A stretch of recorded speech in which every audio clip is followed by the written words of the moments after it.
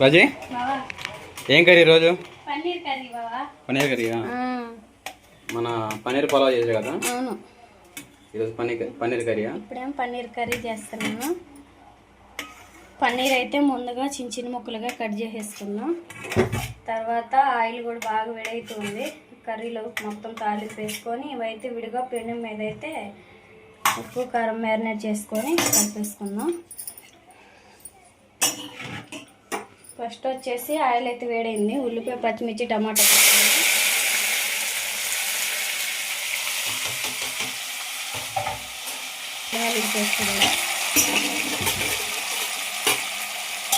ఒకసారిగా కలిపి వేసుకున్నాం.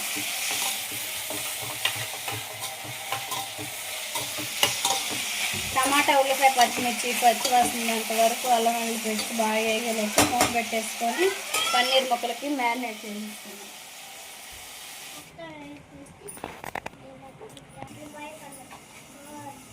చిన్న ముక్కలుగా కట్ చేసుకున్నాం కదా.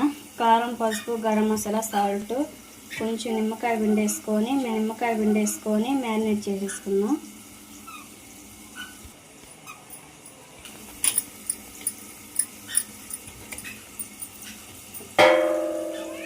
చుక్కాయలు కూడా వేసేసుకున్నాం.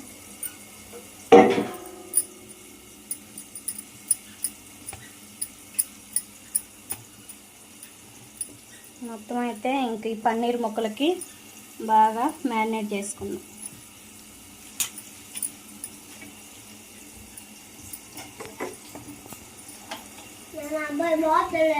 పెనం మీద అయితే ఆయిల్ అయితే పోసేసాను. పన్నీర్ అనేది బాగా ఫ్రై చేసేసుకుందాం.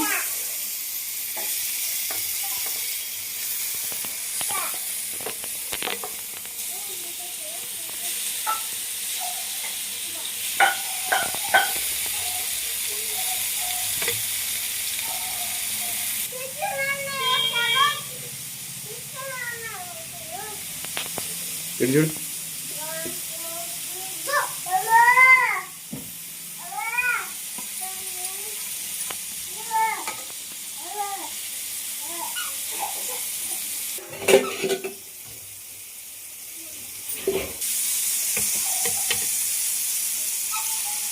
చూపు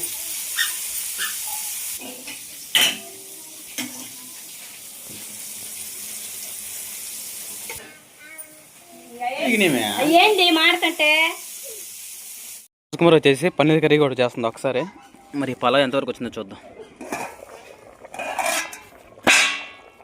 బాగా ఉడుగుతూ ఉంది. గంటలేదే.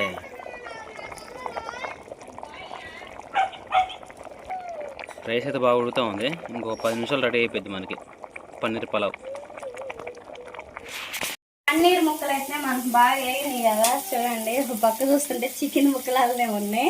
ఎప్పుడు చికెన్ తినేమో, ఈరోజు వెజ్తో ఇంకా పాలక్ పన్నీర్ కర్రీ అయితే చేస్తూ ఉన్నాను. మనకైతే టమాటా, ఉల్లిపాయ, పచ్చిమిర్చి మొత్తం అయితే బాగా వేగినాయి కదా. దీంతో కారం, పసుపు, కల్లుప్పు వేసేసుకున్నాం. అవి తుమ్ములు వస్తున్నాయి కాసేపు. తుమ్ము మనం అయితే ఇవి బాగా ఫ్రై చేసుకున్నది మిక్సీ పట్టేసుకుందాం. మిక్సీ పట్టేసుకుంటే మనకు పన్నీర్ కర్రీ అనేది గ్రేవీగా కొత్తగా చాలా బాగుంటుంది. ఇంకా జీడిపప్పు వేయాల్సింది రాజు, ఇంకా బాగుంటుంది. జీడిపప్పు, కొంచెం గసగసాలు, ఎట్లయినా ఇంకా మసాలా తక్కువ. మిక్సీ అయితే పట్టేసుకున్నాం కదా పేస్ట్ అయితే. ఇంకా దాని బాండీలోనే వేసుకొని మనకి ఆయిల్ పోసే పని లేదు. ఎందుకంటే పన్నీర్ ఫ్రై చేసాం కదా, దీంతోనే ఆయిల్ ఉంది. ఇంకా అందులోనే మనకు ఆయిల్ చాలా ఉంది కాబట్టి ఇంకా పోయట్లేదు.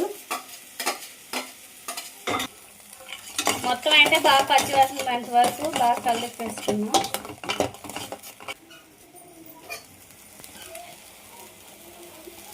కొంచెం పసుపు వేసుకొని కలిపేసుకున్నాం.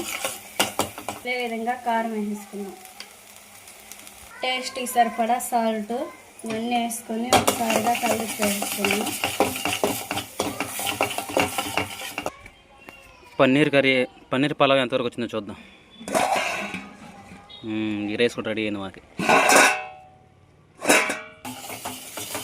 గ్రేవీ మొత్తం అయితే మనకు బాగా ఉడికింది కదా, వాటర్ పోసేసుకున్నాం.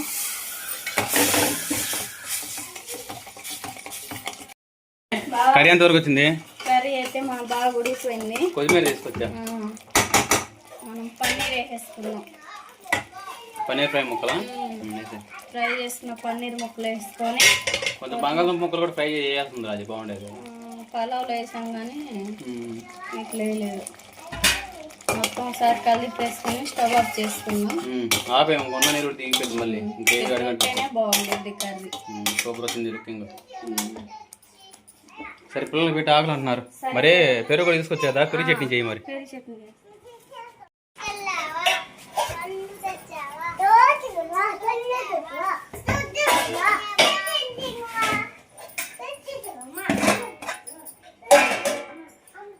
మనకి వేడి వేడి పన్నీర్ పులావ్ అయితే రెడీ అయిపోయింది. లాస్ట్గా కొత్తిమీర వేసేసుకొని మూత పెట్టేసుకొని పిల్లలకి వేడివేడిగా తినిపించేద్దాం.